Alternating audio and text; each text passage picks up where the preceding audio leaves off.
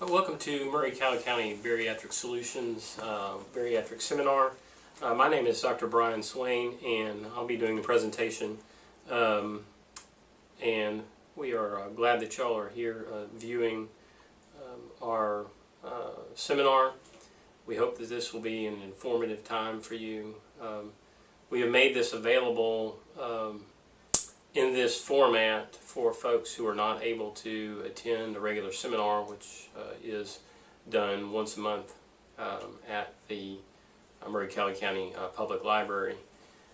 So we hope that this is helpful to you and informative, and there will be someone available to you after the seminar so that you will be able to have hopefully all of your questions answered.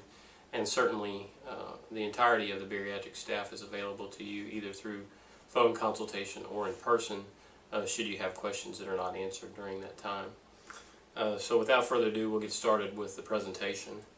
This is just a brief outline of the format for the talk at this time. We're going to talk about the history and trends in obesity, the costs of obesity versus the affordability of surgery. We're going to look at some of the non-surgical weight loss options. We're going to look at what the current surgical options are and the advantages and disadvantages of each of these. And we'll look at why people decide to have surgery and why people decide not to have surgery. And then we'll look at the different surgeries that we do, lap band, sleeve gastrectomy, and the Roux-en-Y gastric bypass, and discuss why you would choose one surgery over the other.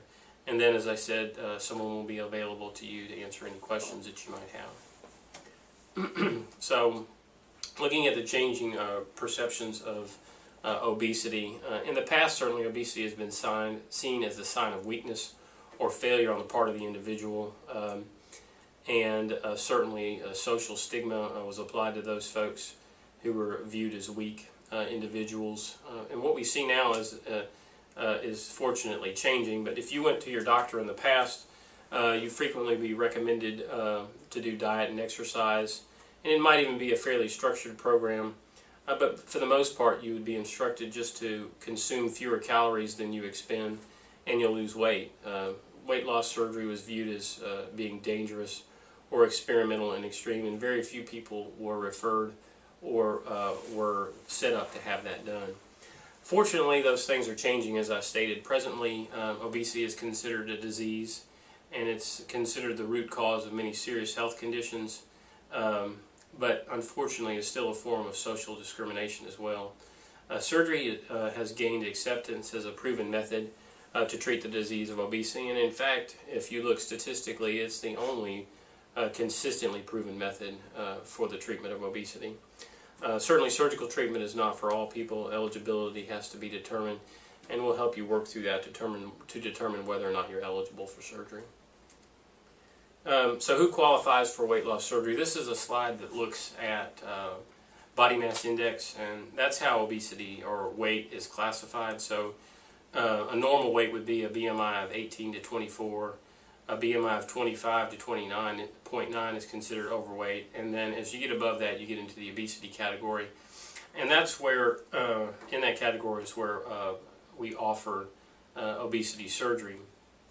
Specifically in the BMI of 30 to 35, the lap band has been approved by the FDA for use in this setting, whereas in the past it had been restricted to a BMI of 35 or greater.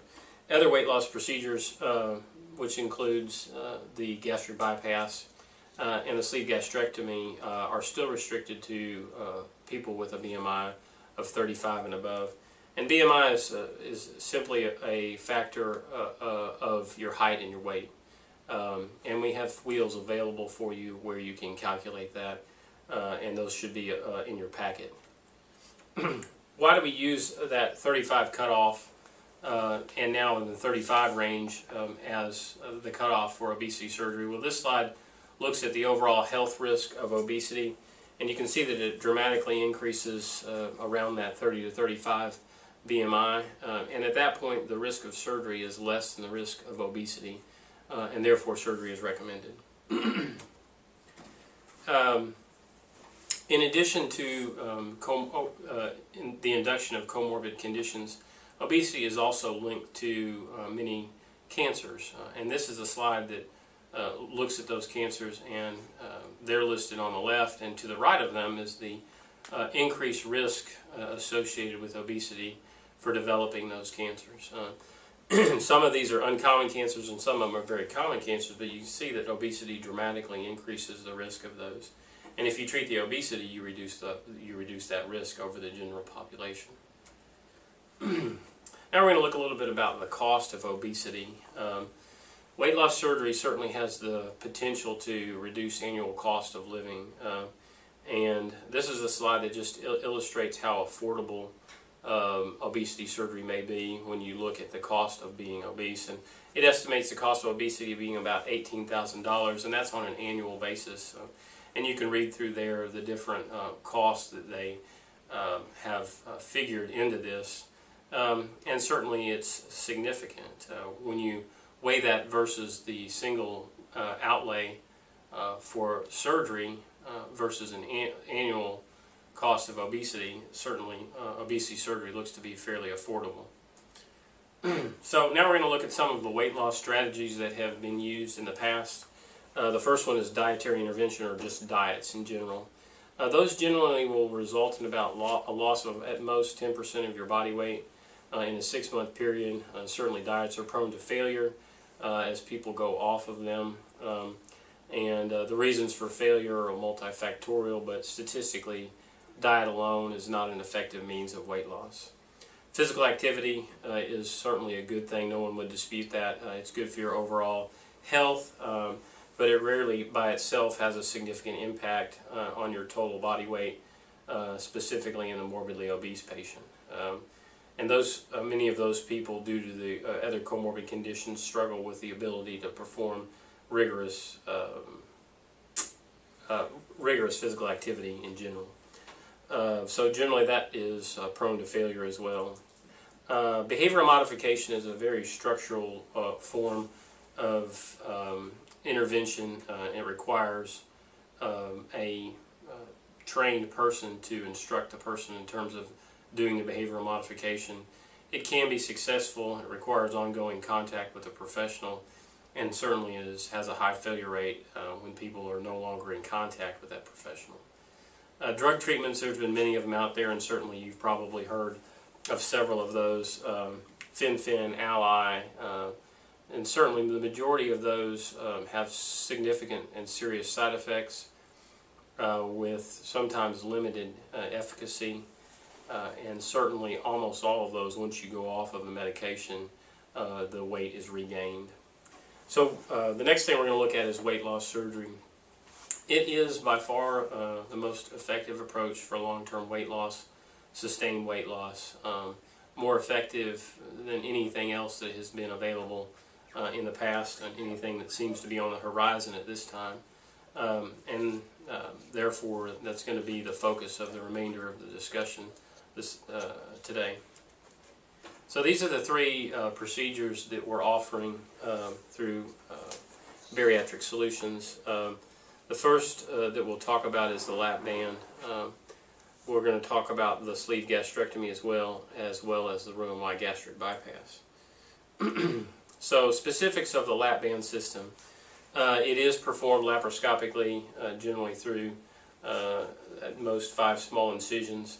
A lap band is placed around the upper part of the stomach, creating a small pouch where your food is held after you eat it. The stomach holds dramatically less food. You get a feeling of fullness from that small amount of food, and because of that you consume far fewer calories, resulting in weight loss. The long-term weight loss is somewhere between 50 and 70%, with 62% as being the mean for for the loss of excess body weight. And that's achieved generally after about 3 years from the time of surgery. On the right-hand side of this slide, you'll see that it is an outpatient procedure. There's no hospital stay associated with this. It's about 5 days to resuming the majority of your normal activities, and full recovery is in about 10 to 14 days. These are some more of the specifics of the lap band system. There's no stapling, cutting, or intestinal rerouting. It therefore has the lowest perioperative risk of complications. There is very little malnutrition risk, and because there is no bypass component. It is free of the dumping syndrome that is associated with some of the other procedures. It is the only weight loss procedure that is adjustable. It can be customized to the patient. All the other procedures are, once they're done, and require significant intervention to change how they're working. It is reversible in that when the band is removed, it's pretty much as if it was never there. It should not be considered something to be lightly removed because generally the majority of people who have it taken out will regain the weight that they've lost. It does have the lowest risk of mortality and morbidity of any of the procedures.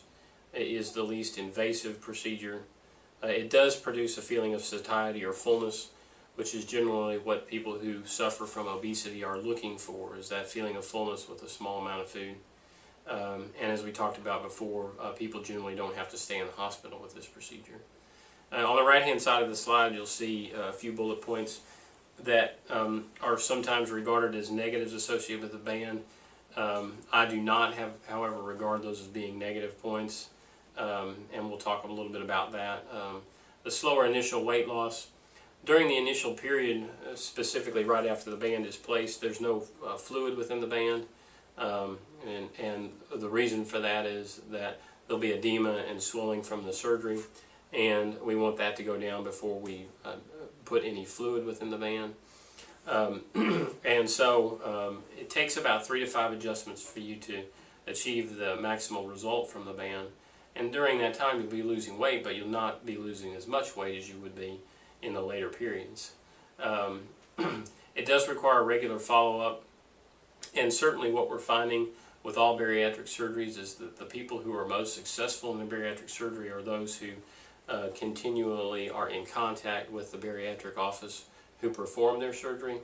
And we don't really know for sure at this point whether those folks come back for follow-up because they're doing well and they want to show that their doctor they're doing well, or that they do well because they're seeing their doctor regularly. But we do know statistically that those who are compliant with a follow-up are the ones who do the best, regardless of what procedure they have. It does require an implanted medical device, and for some people they just don't like the idea of having something placed inside their body, and therefore they will choose other procedures such as the sleeve gastrectomy or the Roux-en-Y gastric bypass. What are some of the risks associated with gastric banding? The risk associated with surgery, heart attack, stroke, death, very low mortality rate, 0.05%. And this is not related at all to the band itself. It's just related to a general anesthetic in a morbidly obese population.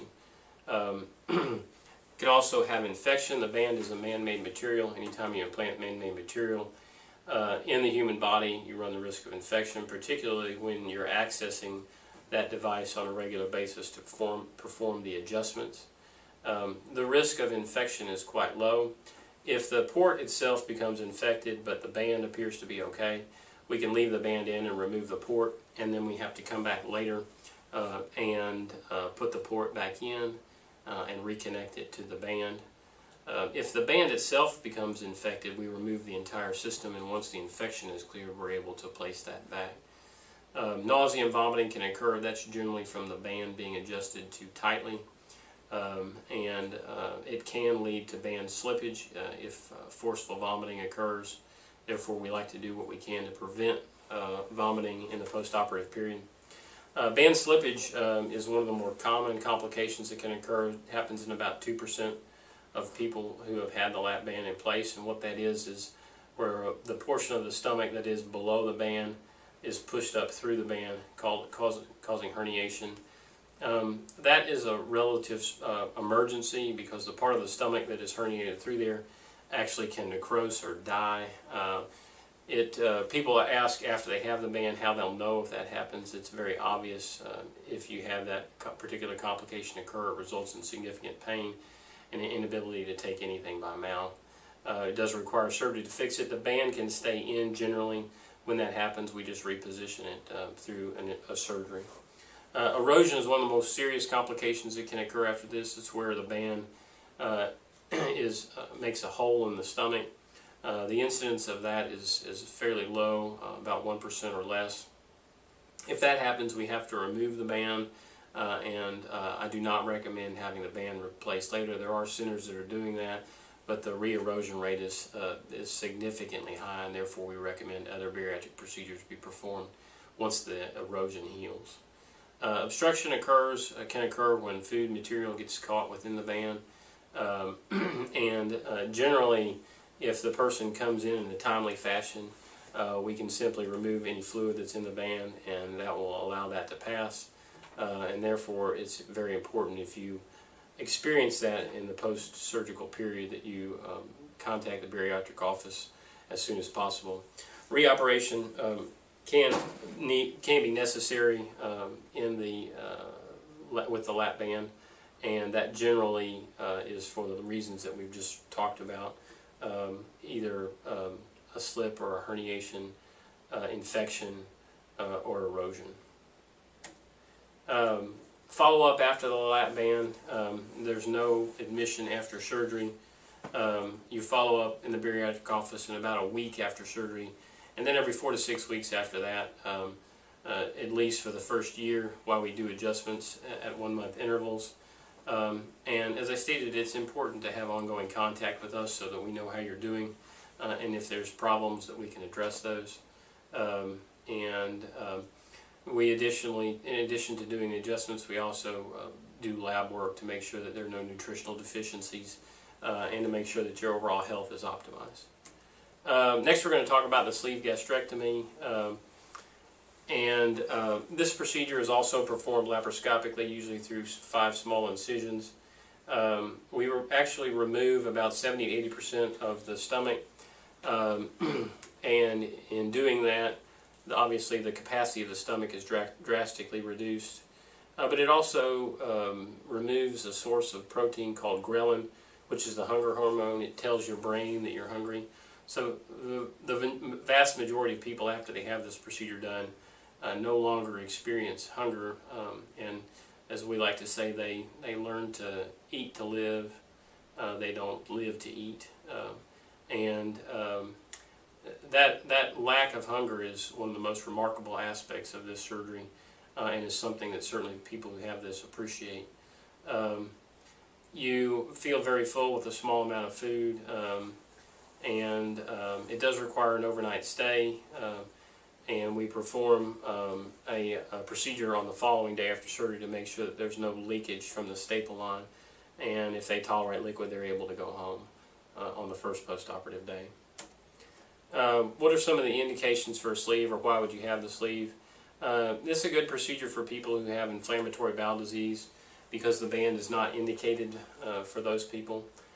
People who have significant intestinal adhesions from prior lower abdominal surgery, who would not be candidates for a gastric bypass.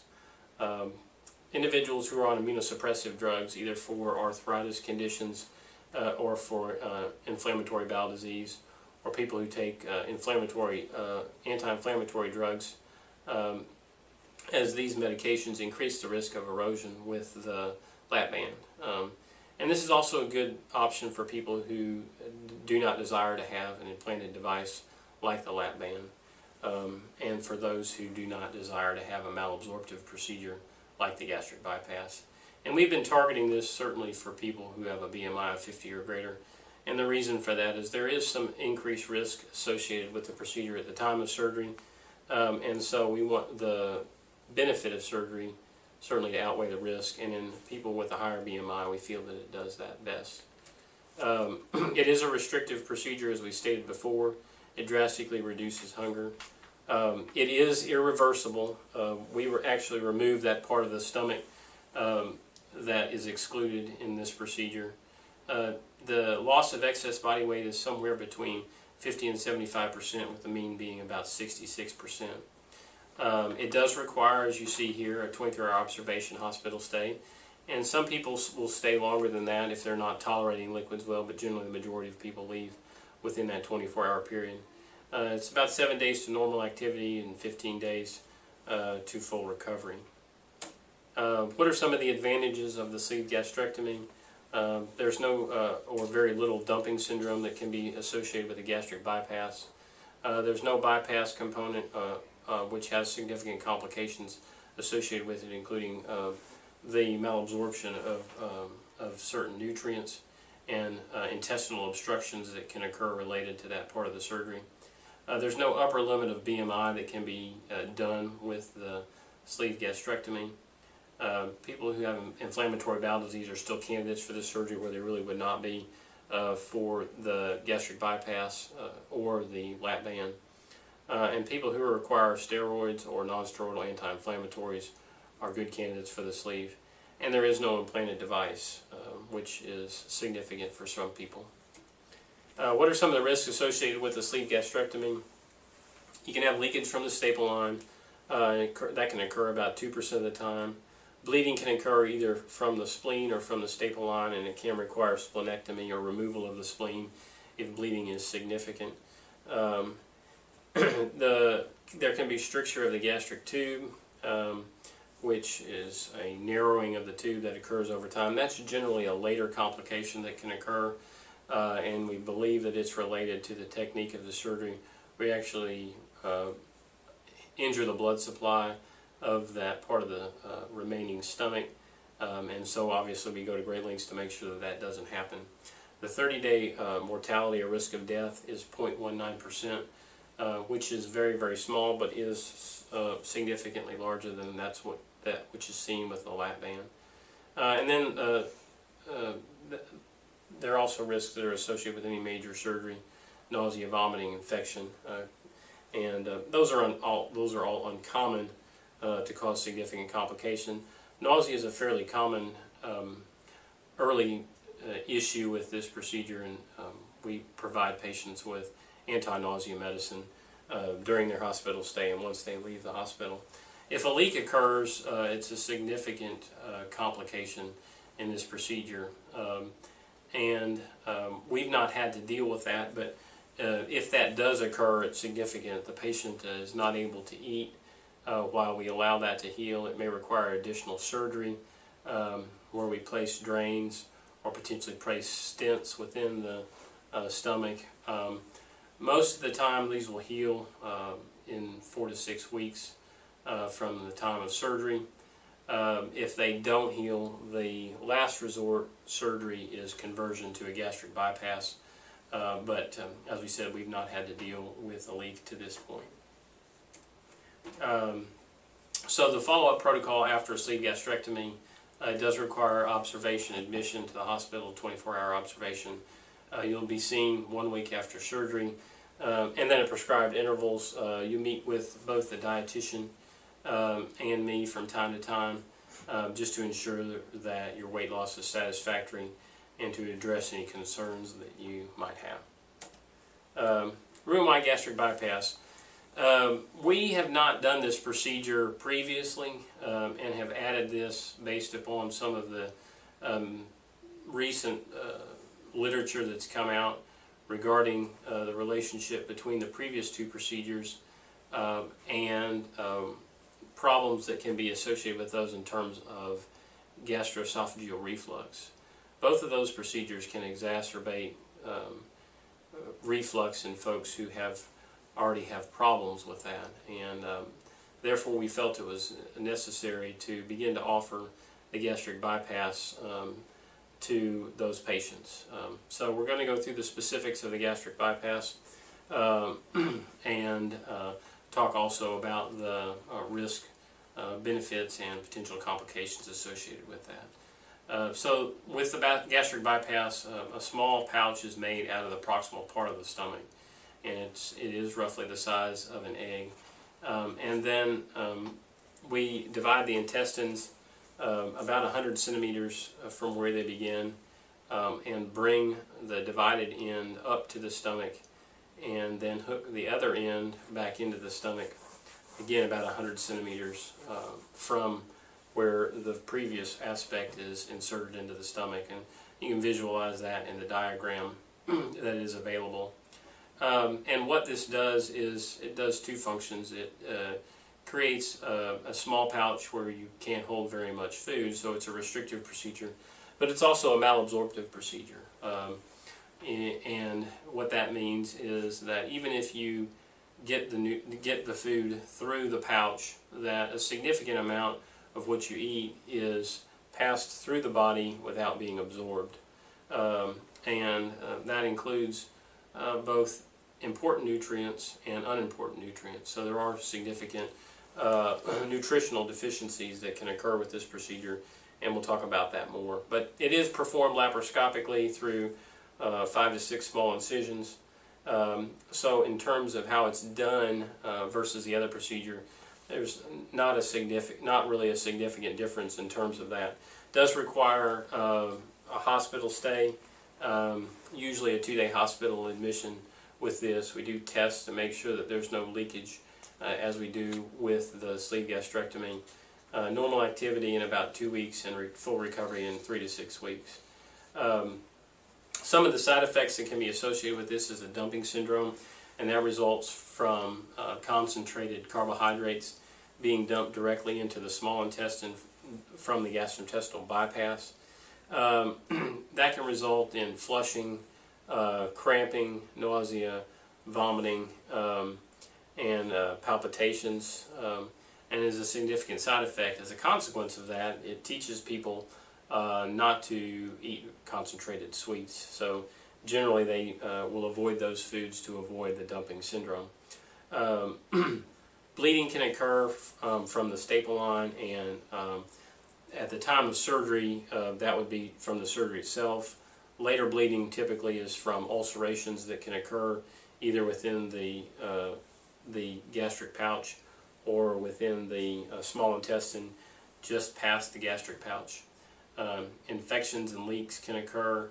As we stated, there are significant nutritional deficiencies, and therefore nutritional supplements are vitally important with this procedure. The anastomosis or stoma, where the stomach is connected to the small intestine, can get tight and make it difficult for food to pass through, or it can dilate where you lose significant restriction. That would result in weight gain, which sometimes is seen after about 3 years with a gastric bypass. You can have internal hernias that occur with this as well, and those are a result of defects in the mesentery of the small bowel, which is what connects the small bowel to the body, and those defects can result in areas where a bowel can slip through and cause a hernia, and those can require additional surgery to fix. And certainly death is a possibility with this, as it is with any of the surgeries. This has a higher risk of perioperative death than the other surgeries do, but it's still a safe procedure that can be performed with minimal morbidity. So what are the indications for gastric bypass? As I stated, primarily we're using this for people who have severe gastroesophageal reflux disease and who we feel like would have that be made worse by the other procedures. It is good for people with severe coronary artery disease, high blood pressure, sleep apnea, and it's particularly effective in people who have type 2 diabetes, because the rate of resolution with diabetes is higher with a gastric bypass than it is with the other two procedures. For people who have had strokes or refuse to have an implanted medical device, as there is no implanted medical device with this procedure, similar to that with the sleeve gastrectomy. This is an interesting slide that compares gastric bypass to the lap band. And obviously initially there's a higher weight loss with the gastric bypass. The majority of those people will lose their weight within the first year, and weight loss continues in the lap band to 2 to 3 years. But at 48 to 60 months, you can see that those lines significantly converge, and that's due to the period of regain that is observed with the gastric bypass, either through dilation of the pouch or the anastomosis. There's overall probably about a 5% difference in all three of these surgeries in terms of loss of excess body weight over the long term, with the gastric bypass being the highest in terms of long-term excess weight loss, and the lap band being lower than the other two. But as I stated, the difference between the three of these is in total about 5% of your excess body weight. So 3 surgeries to choose from. Which one will you choose? We try not to dictate that, but there are certain instances where obviously one procedure will be better than another for a particular individual, and we try and work through that with you. But this is just a general summary slide. If you have a BMI of at least 40, you qualify for the lap band. And in this particular device is the only one that you can qualify for if you have a BMI of 30 to 35. You do have to have one additional comorbidity for that particular BMI. And those would include coronary artery disease, hypertension, gastroesophageal reflux disease, depression, polycystic ovaries, degenerative joint disease, hypertension, hyperlipidemia, diabetes. The indication for the sleeve gastrectomy are similar to that. We are, as I stated, targeting to that with people who have a BMI of 50 or greater, roughly 100 pounds overweight. A BMI of 35 to 40, you would have to have one of those additional comorbidities, and a BMI of 40 or greater, you would not. Gastric bypass, you have to have at least a BMI of 35 or greater, and certainly because of the increased risk associated with that, we would target that to people who have a higher BMI in that 50 and above range. But you have to, if you have an additional comorbidity, you qualify from a medical standpoint with a BMI of 35 or greater.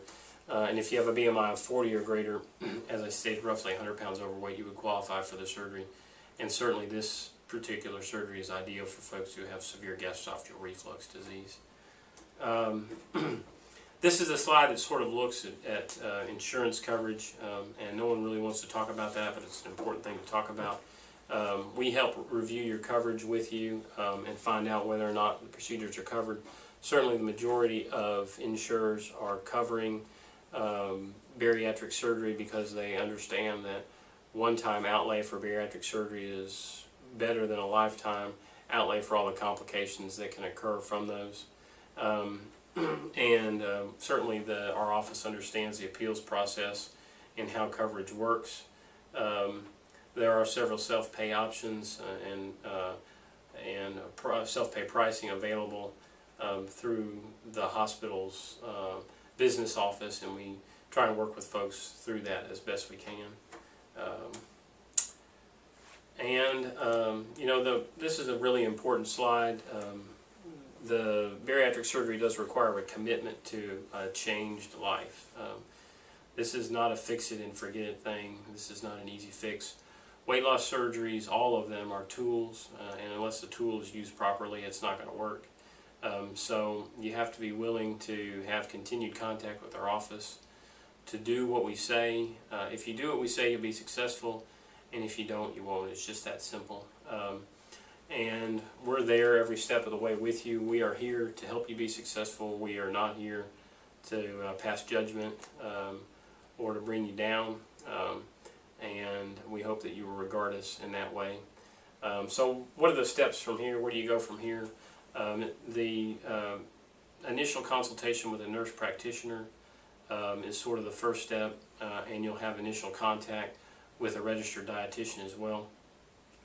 Insurers generally require 3 to 6 months of fairly rigorous medical nutrition therapy, either with a dietitian or a physician, and if you have previous documentation of this, certainly that will qualify depending upon what your insurance requires.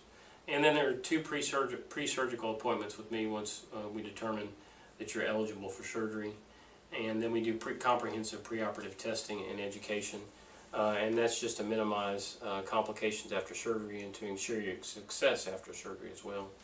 And so that's sort of the process from here. As I stated before, this is a lifelong commitment, and you have to be willing to do the things that we say, like taking your vitamins, supplements, adopting a healthy lifestyle. For folks who smoke, we do require smoking cessation prior to surgery, and then we certainly encourage people as strongly as we can to be involved in regular exercise and attending support groups. All of those things are been shown to be beneficial in terms of success. We like to make sure that you have balanced nutrition, etc. So those are the keys to success after surgery is done. These are a few of our patients who have had procedures done, and certainly we have many more. We want to thank you for coming, and at this point, if you have any questions, try and get those answered for people who are available to answer those to you, and look forward to seeing you in the future.